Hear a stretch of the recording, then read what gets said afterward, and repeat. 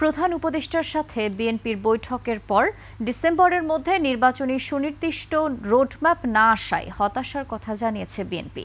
দলটির স্থায়ী কমিটির সদস্য ডক্টর খন্দকার মোশাররফ হোসেন বলেছেন, নির্বাচনের রোডম্যাপ না দিলে সরকারকে সহযোগিতা করা বিএনপির জন্য কঠিন হয়ে পড়বে। বিস্তারিত মাহিলা ইসলামের রিপোর্টে। ওয়ালটন আবারও মিলিনিয়ার অফারে ওয়ালটন ফ্রিজ কিনে আপনিও হয়ে যেতে পারেন মিলিয়নিয়ার। জাতীয়তাবাদী দল রাজনৈতিক নানা ইস্যুতে মঙ্গলবার বিকেলে বিএনপির গুলশানের চেয়ারপারসন রাজনৈতিক কার্যালয়ে জাতীয় স্থায়ী কমিটির সভা।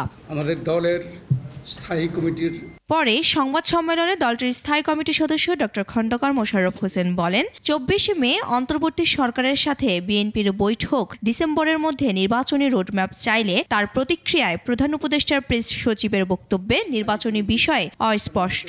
আমরা একটি সুষ্ঠু অবাধ ও নিরপেক্ষ নির্বাচনের মাধ্যমে ডিসেম্বর ২০২৫-এর মধ্যে একটি জাতীয় সংসদ গঠনের জন্য অবিলম্বে সুনির্দিষ্ট রোডম্যাপ ঘোষণার দাবি জানাচ্ছি।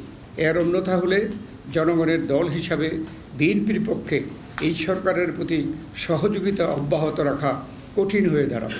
বলেন, একটি মহল সংস্কার ও বিচার ইস্যুতে নির্বাচনকে বিলম্বিত করতে চায়। জাতীয় ঐক্যকে আরও শক্তিশালী করতে বিতর্কিত উপদেষ্টাদের আবারও অপসারণের দাবি তুলেন তিনি।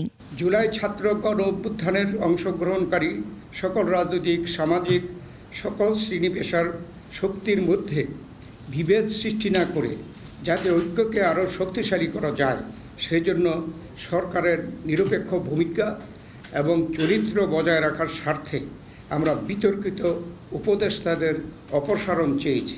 ডিসেম্বরের মধ্যে নির্বাচন আয়োজনের যুক্তি তুলে ধরে ডক্টর মোশাররফ বলেন, অন্তর্বর্তী সরকার দ্রুতই নির্বাচনী রোডম্যাপ ঘোষণা করবে, এমনটাই প্রত্যাশা বিএনপির। উছিলা বের করা হচ্ছে, যেমন একটা উছিলা হলো বিচার শেষ করতে হবে। আমরাও তো বিচার চাই। মাহিলা ইসলাম, ২১ টেলিভিশন, ঢাকা।